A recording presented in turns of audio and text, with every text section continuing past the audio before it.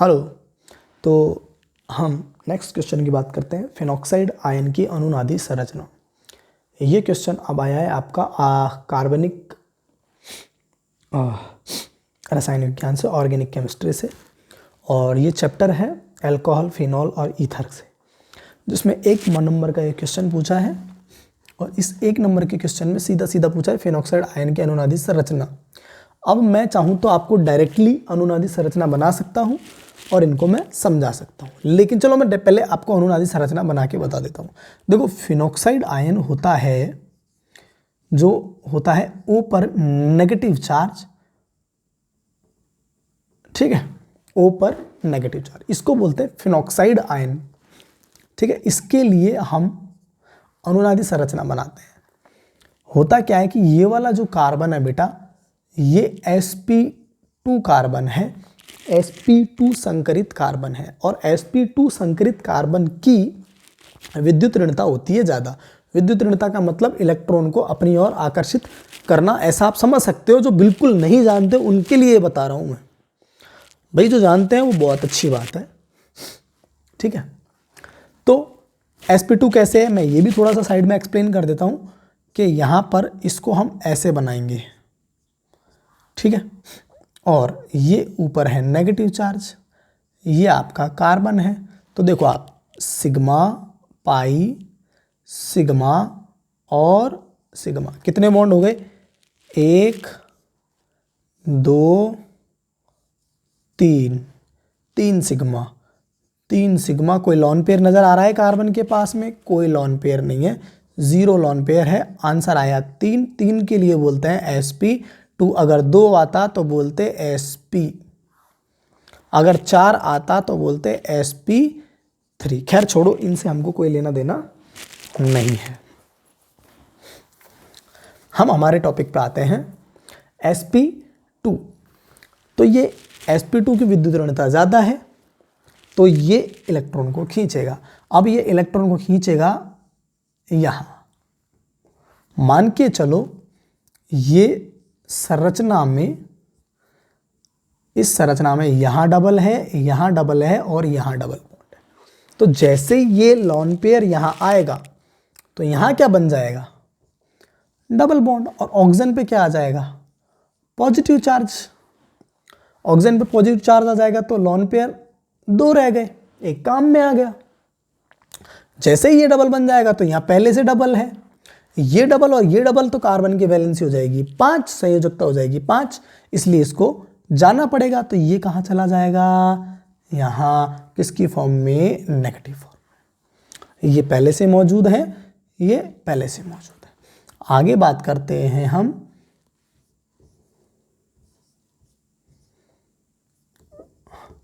आगे हम बात करते हैं, ये पहले से मौजूद है। थोड़ी संरचना टेढ़ी बन रही है,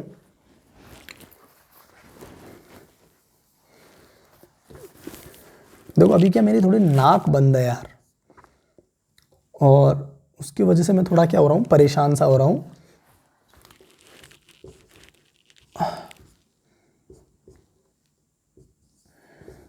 अब ठीक है, हाँ ठीक है, ये है। तो अब क्या होगा, कोई भी कार्बन नेगेटिव चार्ज रखता नहीं है, तो ये इसको यहाँ भेज देगा, ये यहाँ चला जाएगा, और ये नेगेटिव यहाँ, ये यहाँ आ गया तो यहाँ डबल बॉन्ड, ये पहले से ही है, ये पहले से ही है, ऑक्सीजन में पॉजिटिव चार्ज। अब क्या होगा, ये यहाँ चला जाएगा और ये बॉन्ड यहाँ शिफ्ट हो जाएगा। भाई इसको थोड़ा बड़ा बना लेना भाई, क्या दिक्कत है, ये लो, ठीक है, अब सही है,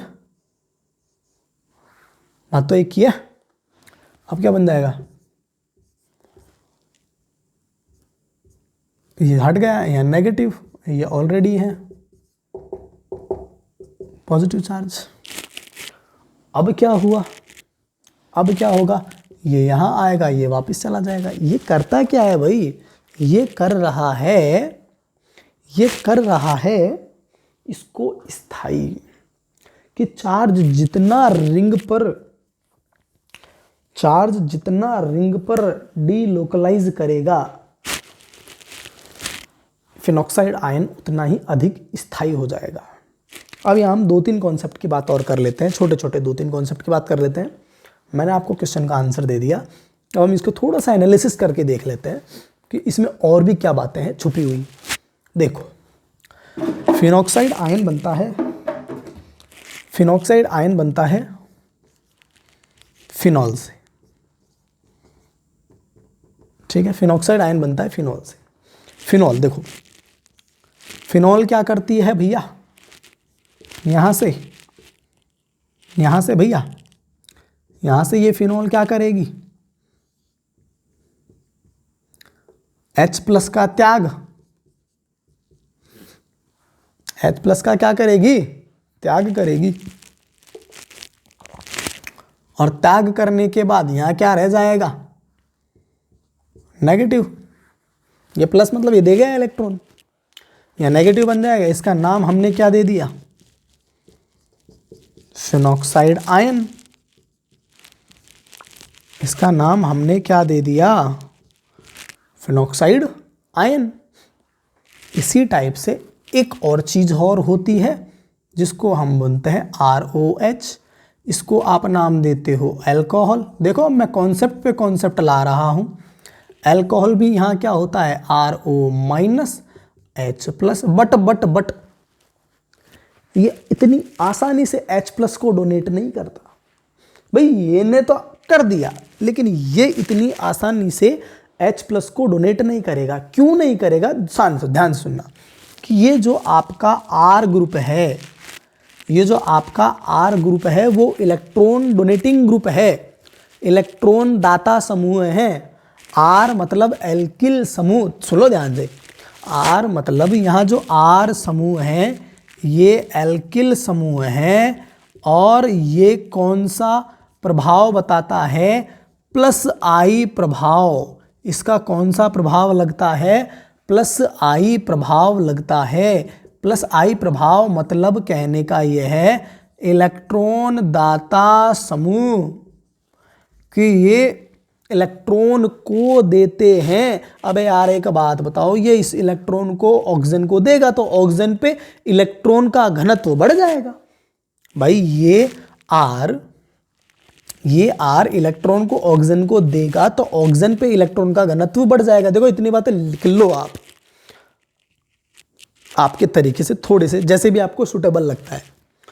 तो ये R इलेक्ट्रॉन O को देगा तो O पर ऑक्सीजन पर इलेक्ट्रॉन का घनत्व बढ़ जाएगा, और इलेक्ट्रॉन का घनत्व बढ़ जाएगा तो क्या ये आसानी से H+ को छोड़ेगा। O पे इलेक्ट्रॉन घनत्व बढ़ जाएगा तो H+ को छोड़ेगा ही नहीं, पकड़ लेगा तो ये आसानी से H+ त्यागेगा नहीं। और आसानी से H+ जो नहीं त्यागते वो दुर्बल अम्लीय प्रकृति के होते हैं। भैया देखो मैंने इस क्वेश्चन से ये निकाल दिया कि ROH और फिनॉल में अधिक अम्लीय कौन होगा। तो मैंने बताया ना अभी, ROH में R का एल्किल समूह के +I प्रभाव के कारण, इलेक्ट्रॉन दाता समूह के कारण ये ऑक्सीजन को इलेक्ट्रॉन डोनेट कर देता है, जिससे H+ आयन का त्यागना मुश्किल हो जाता है। इसलिए ये दुर्बल अम्लीय प्रकृति के होते हैं। आप बताओ यार, ये क्वेश्चन इतनी बार रिपीट हो चुका परीक्षा में, तो मैंने यहां से यहां ले आया। तो ये इसकी तुलना में ये क्या हो जाएगा, इसकी तुलना में ये थोड़ा प्रबल अम्ल हो जाएगा। ये अम्लीय प्रवृत्ति की हमने बता दी। दूसरा, इसने आसानी से त्याग दिया, इसने आसानी से नहीं त्यागा और ये आसानी से त्याग रहा है। तो ये आसानी से क्यों त्याग रहा है मैंने बता तो दिया भैया। sp2 कार्बन ने ऑक्सीजन से इलेक्ट्रॉन खींच लिया। sp2 कार्बन ने ऑक्सीजन से इलेक्ट्रॉन खींच लिया और ऑक्सीजन पे इलेक्ट्रॉन के घनत्व को कम कर दिया। ऑक्सीजन पे यहां sp2 कार्बन ने ऑक्सीजन से इलेक्ट्रॉन खींच लिया और ऑक्सीजन पर इलेक्ट्रॉन घनत्व को कम कर दिया, जिससे बॉन्ड के बीच ऑक्सीजन और हाइड्रोजन बंध के बीच में ध्रुवणता ज़्यादा हो गई, बॉन्ड पोलरिटी हो गई, बॉन्ड थोड़ा कमजोर पड़ गया। बॉन्ड कमजोर पड़ गया तो H+ त्याग दिया, उसकी वजह से ये अम्लीय हो गए। अम्लीय ये भी है, ऐसी बात नहीं है, बट ये अधिक अम्लीय हो गया। किसकी वजह से? केवल sp2 कार्बन की वजह से। sp2 कार्बन की विद्युत ऋणता ऑक्सीजन से अधिक होने की वजह से ऑक्सीजन से इस कार्बन ने इलेक्ट्रॉन खींच लिए, जबकि यहाँ एल्किल समूह में, R का मतलब कार्बन ही होता है, एल्किल समूह में दाता इलेक्ट्रॉन देने की प्रवृत्ति ज्यादा होती है, तो ये ऑक्सीजन को इलेक्ट्रॉन दे देते हैं। ऑक्सीजन को इलेक्ट्रॉन दे दिया मतलब ऑक्सीजन पे इलेक्ट्रॉन घनत्व बढ़ गया। लेकिन यहाँ ऐसा नहीं होता, यहाँ इलेक्ट्रॉन घनत्व कम हो गया, यहाँ इलेक्ट्रॉन घनत्व बढ़ गया तो आसानी से त्यागना मुश्किल हो गया। यहाँ इलेक्ट्रॉन घनत्व घट गया तो इसने आसानी से त्याग दिया, और घट भी गया तो उसके बाद में देखो स्थायी भी तो हो रहा है। अनुनादी संरचनाएं इसको क्या बना रही है? स्थायी बना रही है। दूसरा मैंने प्रश्न यहां पैदा कर दिया कि यहां जो बना है ना भैया, ये RO- इसको बोलते हैं एल्कोक्साइड आयन, इसको बोलते हैं एल्कोक्साइड आयन, और ये कम स्थायी होता है, कम स्थायी होता है, जबकि ये फिनोक्साइड आयन स्थायी होता है। ये मैंने आपको दूसरा कॉन्सेप्ट बता दिया कि ये फिनोक्साइड आयन स्थायी है, ये एल्कोक्साइड आयन अस्थायी है। क्यों? क्योंकि फिनोक्साइड आयन में नेगेटिव चार्ज, ऋणात्मक आवेश बार बार देखो ना, ऋणात्मक आवेश बार बार ऑर्थो, मेटा और पैरा पोजीशन पर विस्थानीकृत हो रहा है, डीलोकलाइज हो रहा है। चार्ज बट गया भैया जगह जगह, किसी भी कार्बन ने रखा ही नहीं चार्ज को, चार्ज बट गया। इसकी वजह से ये क्या हो गया? स्थायी। जितना ज़्यादा चार्ज बटेगा वो स्पीशीज उतनी ज़्यादा स्थायी हो जाएगी, इसकी वजह से ये स्थायी हो गया। अब यार एक बात बताओ, थोड़ा सा चौथा कॉन्सेप्ट मतलब मैं लाता हूं यहाँ पे, और एक और कॉन्सेप्ट लाता हूं कि ये तो सिंपल सा था कि यहाँ आई प्रभाव था, देने की टेंडेंसी ज़्यादा थी, ठीक है, इसने ऑक्सीजन पे इलेक्ट्रॉन घनत्व बढ़ा दिया, उसने H+ का त्याग आसानी से नहीं हुआ।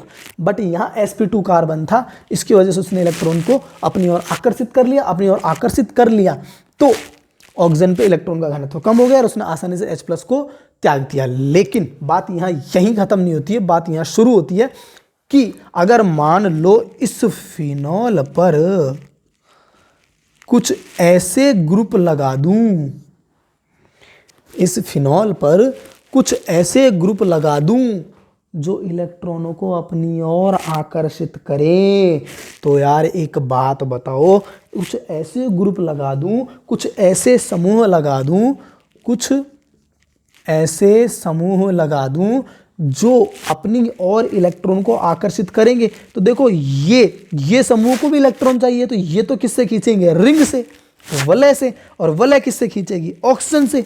जब ऑक्सीजन से इलेक्ट्रॉन यहां आएंगे, यहां से इलेक्ट्रॉन यहां जाएंगे, तो ये जल्दी त्याग देगा, तो ये और भी ज्यादा अम्लीय हो गया, ये और भी ज्यादा अम्लीय हो गया।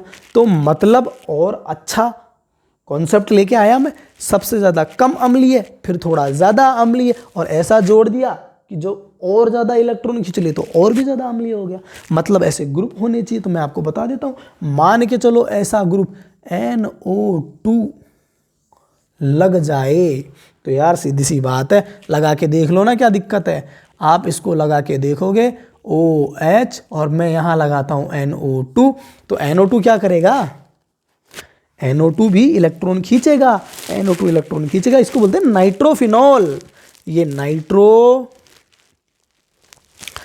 नाइट्रो और ये पूरा phenol, nitrophenol 1-2 position, 1-2 1-2 position nitrophenol. Ortho बोलते ना, 1-2 ऑर्थो, 1-3 मेटा, 1-4 पैरा, तो 1-2 ऑर्थो पोजीशन पे लग गया नाइट्रो, पास में है, जल्दी खींचेगा, अम्लीय हो गया।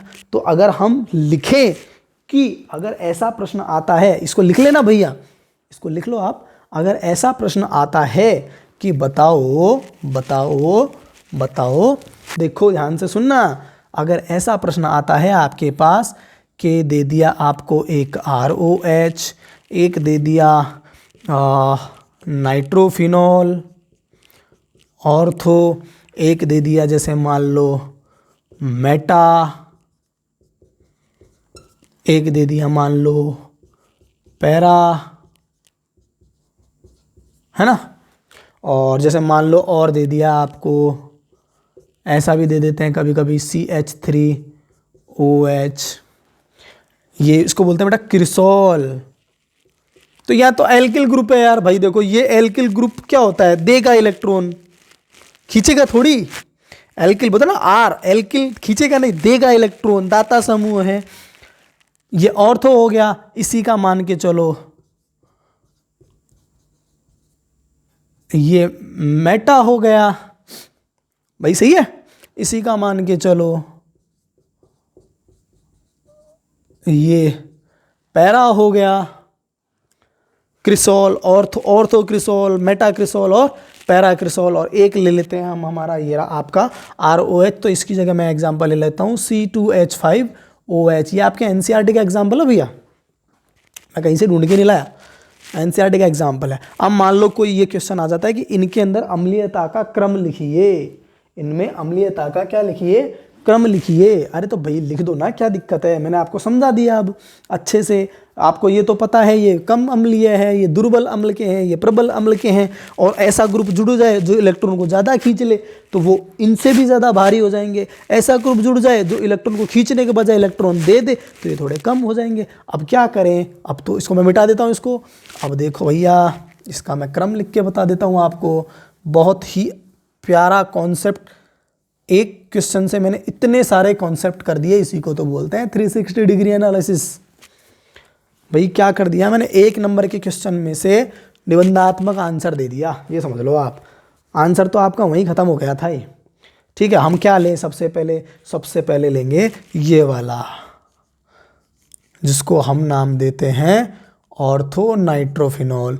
फिर उसके बाद में क्या लेंगे, कहाँ गया, दूरी बढ़ेगी, मेटा नाइट्रोफिनॉल। फिर उसके बाद में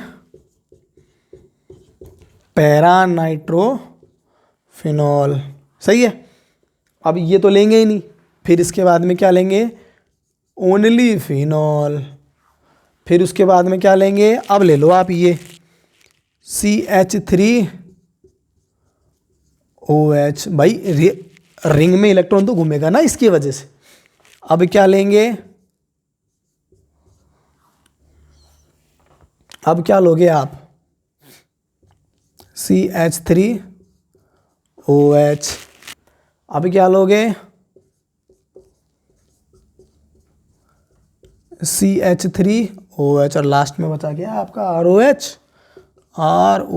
जिसको बोलते हैं आप C2H5OH। यहाँ से कुछ भी दे सकता है, ये आपको मैंने अम्लीयता का क्रम लिख दिया भैया।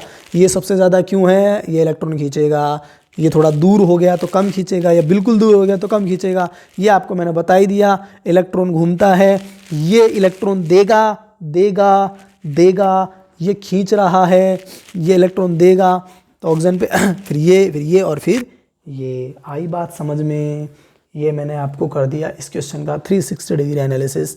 इसको आप ध्यान से देखो, वीडियो नहीं समझ में आया तो स्किप करो, पीछे जाओ, फिर देखो, समझ में आएगा आपको। Thank you so much.